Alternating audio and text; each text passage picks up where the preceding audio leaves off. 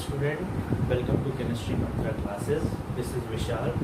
So today we are going to discuss a new topic, that is characteristics of a chemical reaction. So बच्चों, हम लोग previous topic में क्या cover किए थे? हम लोग इंट्रोडक्शन टू केमिकल रिएक्शन देखे थे, जिसमें कि केमिकल रिएक्शन क्या होता है, केमिकल रिएक्शन में क्या क्या चीज़ हम लोग ऑब्जर्व करते हैं। तो आज हम लोग अपना नया टॉपिक स्टार्ट करने जा रहे हैं, characteristics of a chemical reaction. तो बच्चों, स्टार्ट करने से पहले एक छोटा एग्जांपल दे देते हैं किसी भी केमिकल रिएक्शन का।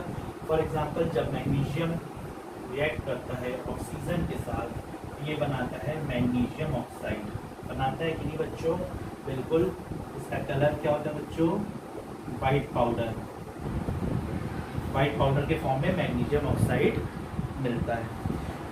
तो बच्चों, हमें पता होगा इस रिएक्शन को करने से पहले सबसे पहले जो मैग्नीशियम, जो कि हम लोग को केमिस्ट्री लैब में एक स्ट्रिप के फॉर्म में मिलता है, उसको हम लोग अच्छे से रब करते हैं सैंड पेपर से, बालू कागज से। ऐसा क्यों करते हैं? हम लोग सैंड पेपर से मैग्नीशियम रिबन को रब क्यों करते हैं रिएक्शन कराने से पहले? देखिए इसका रीज़न। मान लीजिए ये आपका बीकर है, इसमें वाटर है और इसमें आप मैग्नीशियम स्ट्रिप रखें, ठीक। तो जो मैग्नीशियम स्ट्रिप या मैग्नीशियम रिबन के फॉर्म में है, यहाँ पे कुछ इसके आसपास सराउंडिंग में ऑक्सीजन होगा। ऑक्सीजन प्रेजेंस होगा तो ये मैग्नीशियम क्या करेगा? उस ऑक्सीजन के साथ रिएक्ट करा के बना लेगा मैग्नीशियम ऑक्साइड। जब मैग्नीशियम ऑक्साइड फॉर्म हो जाएगा तो बच्चों ये एक स्टेबल कंपाउंड है मैग्नीशियम ऑक्साइड। तो जब ये स्टेबल है अपने आप में बच्चों, तो ये रिएक्शन नहीं करेगा। तो हमको इस मैग्नीशियम रिबन को रिएक्शन कराने के लिए उस मैग्नीशियम रिबन को बालू कागज से रगड़ते हैं, ताकि जो ऑक्साइड का लेयर फॉर्म हो गया है हमारे रिबन पे, वो ऑक्साइड का लेयर अच्छे से साफ हो जाए, ताकि वो फिर ऑक्सीजन के प्रेजेंस में रिएक्ट करके हमें white powder magnesium oxide form हो। इसलिए हम लोग बालू कागज से मैग्नीशियम रिबन को रब करते हैं रिएक्शन होने के पहले, ठीक। तो ये था बच्चों एक छोटा सा एग्जांपल केमिकल रिएक्शन। तो चलिए अब हम लोग देखते हैं कैरेक्टरिस्टिक्स ऑफ केमिकल रिएक्शन। तो बच्चों, जैसे हमें पता है there are 5 characteristics of chemical reaction. What are the 5 characteristics? First one is evolution of gas, second one is formation of precipitate, third one is change in temperature, fourth one is change in state, and fifth one is change in color. ये सारे चीज़ हम observe करते हैं during chemical reaction. तो चलिए हम लोग one by one discuss करते हैं। सबसे पहले बच्चों हम लोग देखते हैं इवोल्यूशन ऑफ गैस।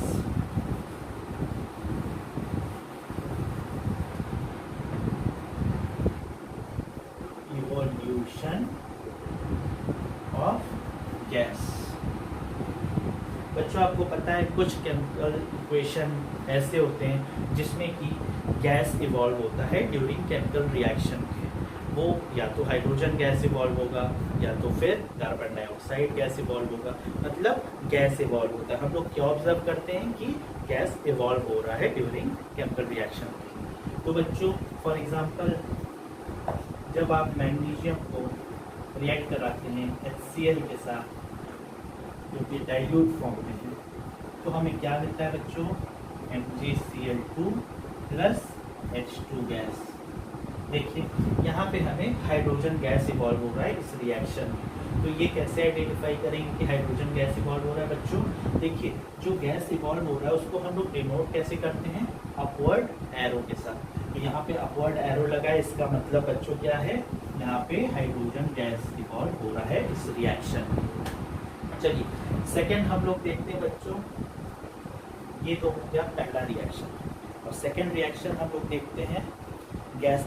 जब हम लोग जिंक ग्रेन्यूल्स, जिंक के छोटे छोटे टुकड़े लेते हैं, उसको अगर हम लोग H2SO4 सोल्यूशन, जो कि बच्चों H2SO4 जो कि डाइल्यूट फॉर्म में है, इसके साथ अगर रिएक्ट कराएंगे तो हमें क्या मिलेगा?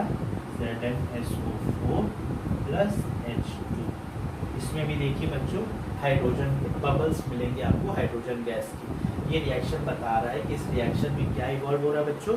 हाइड्रोजन गैस इवॉल्व हो रहा है। तीसरा एग्जांपल ले लेते हैं बच्चों, जब सोडियम कार्बोनेट को हम लोग HCl के साथ रिएक्ट कराते हैं, इसको जब सोडियम कार्बोनेट को HCl के साथ हम लोग रिएक्ट कराते हैं, तो चलिए बच्चों देखते हैं Na2CO3 प्लस HCl, ये हमारे डाइल्यूट फॉर्म होगा बच्चों। ठीक है बच्चों, तो चलिए बताइए इसमें हम लोग को प्रोडक्ट क्या मिलेगा बच्चों। Na2CO3 प्लस HCl को रिएक्ट कराते हैं, तो देखिए बच्चों यहाँ हमें प्रोडक्ट मिलेगा NaCl plus H2O plus CO2 gas. तो देखिए बच्चों इस रिएक्शन में हो क्या रहा है, जनरली हम लोग जब सोडियम कार्बोनेट को डाइल्यूट हाइड्रोक्लोरिक एसिड के साथ रिएक्ट कराते हैं बच्चों, तो हम लोग को क्या मिलता है, सोडियम क्लोराइड मिलता है अलॉन्ग विद वाटर। एंड इसमें इस रिएक्शन में कौन से गैस इवॉल्व हो रहा है बच्चों, कार्बन डाइऑक्साइड गैस इवॉल्व हो रहा है, जो कि हम लोग डिनोट कर सकते हैं अपवर्ड एरो के साथ। तो ये हो गया बच्चों characteristics of chemical reaction, evolution of a gas. अब हम लोग बच्चों दूसरा कैरेक्टरिस्टिक्स देखते हैं, that is change in temperature. और दूसरा कैरेक्टरिस्टिक्स क्या है बच्चों, चेंज इन टेम्परेचर।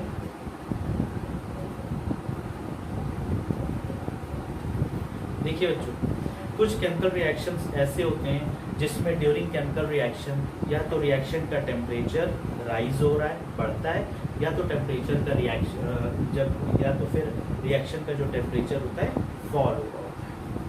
तो बेस्ड ऑन दैट हम लोग ये भी बता सकते हैं कि रिएक्शन का नेचर कैसा है।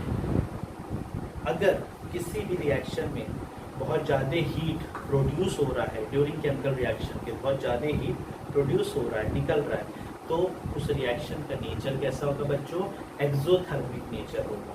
कैसा नेचर होगा, exothermic nature. For example carbon को अगर ऑक्सीजन के प्रेजेंस में हीट करें तो हमें मिलेगा कार्बन डाइऑक्साइड गैस। इस रिएक्शन में बच्चों बहुत ज़्यादा अमाउंट में हीट क्या हो रहा है, प्रोड्यूस हो रहा है। तो किसी भी रिएक्शन में जब बहुत ज़्यादा अमाउंट में हीट प्रोड्यूस होता है, रिएक्शन में हीट प्रोड्यूस होता है, तो उस रिएक्शन का नेचर कैसा होगा बच्चों, एक्सोथर्मिक नेचर। कैसा नेचर होगा बच्चों, एक्सोथर्मिक नेचर होगा, जिसमें बहुत ज़्यादा अमाउंट में हीट क्या हो रहा है, प्रोड्यूस हो रहा है। तो जब हीट प्रोड्यूस होगा बच्चों तो रिएक्शन का टेम्परेचर क्या होगा, राइज होगा। दूसरा एग्जांपल ले सकते हैं बच्चों, जब कैल्शियम ऑक्साइड को आप वाटर के साथ रिएक्ट कराते हो तो आपको बनेगा कैल्शियम हाइड्रोक्साइड।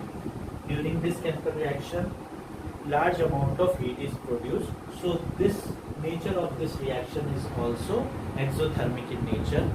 क्यों, क्योंकि बच्चों इस रिएक्शन मिक्सचर का टेम्परेचर राइज हो जाता है। क्यों, क्योंकि बहुत ज़्यादा अमाउंट ऑफ हीट प्रोड्यूस होता है इस रिएक्शन में, इसीलिए इस रिएक्शन का नेचर कैसा है बच्चों, एक्सोथर्मिक नेचर है। चलिए ये तो हो गया हमारा पहला, जो कि एक्सोथर्मिक नेचर। अब कुछ रिएक्शंस ऐसे होते हैं बच्चों जो जिसमें हीट एब्जॉर्ब होता है। कुछ केमिकल रिएक्शंस ऐसे होते हैं जो कि हीट एब्जॉर्ब करते हैं during chemical reaction. For example आप एग्जांपल ले लीजिए, हीट एब्जॉर्ब करने का एग्जांपल कौन सा लेते हैं।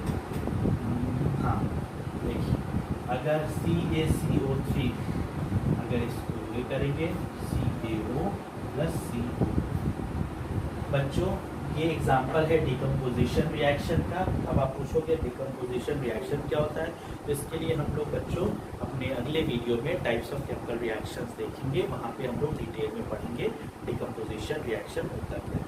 जनरली यहाँ पे बस इतना जान लीजिए, डिकम्पोजिशन रिएक्शन वो रिएक्शंस होते हैं जिसमें कंपाउंड, एक बड़ा कंपाउंड अपने छोटे छोटे पार्ट्स में ब्रेक होता है। ठीक है, तो बच्चों यहाँ पे कैल्शियम कार्बोनेट है जो कि एक सॉलिड के फॉर्म में है। इसको जब हीट देंगे तो ये बहुत ज़्यादा अमाउंट में हीट एब्जॉर्ब कर लेगा और ये ब्रेक होगा कैल्शियम ऑक्साइड और कार्बन डाइऑक्साइड में। तो बच्चों जब ये हीट एब्जॉर्ब करेगा तो इसका टेम्परेचर क्या होगा, इस रिएक्शन का टेम्परेचर फॉल हो जाएगा। क्यों, टेम्परेचर फॉल क्यों होगा? क्योंकि ये हीट एब्जॉर्ब किया, जब हीट एब्जॉर्ब कर लेगा तो टेम्परेचर फॉल हो जाएगा। और नेचर इस केमिकल रिएक्शन का नेचर कैसा होगा बच्चों? Endothermic nature.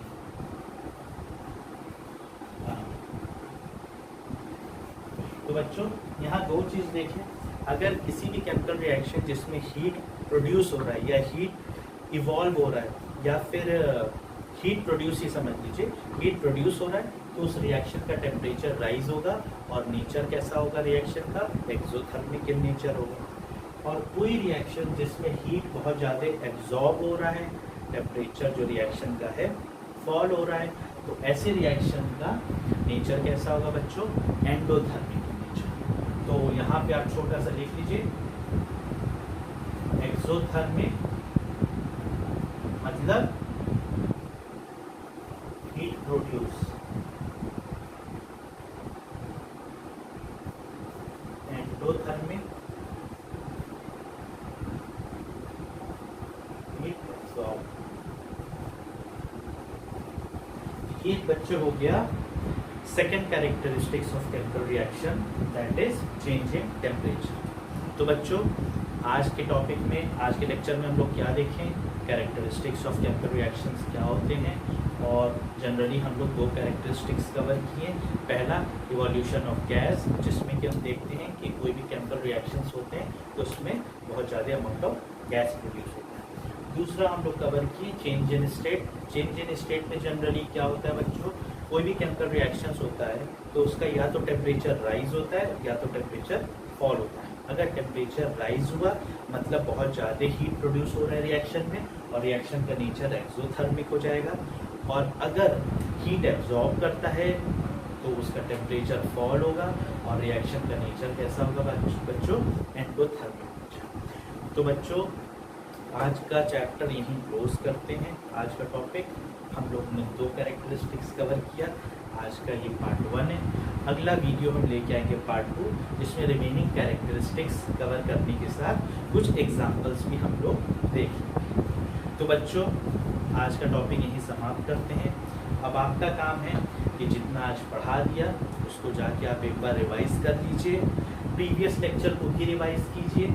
अगर प्रीवियस लेक्चर जिन्होंने नहीं देखा है उसका लिंक हमने डिस्क्रिप्शन में दे दिया है या दे रहे हैं, आप वहां जाके पहला लेक्चर भी देख लीजिए। और बच्चों इससे रिलेटेड जो भी क्वेश्चन बनता है आप प्रैक्टिस कीजिए।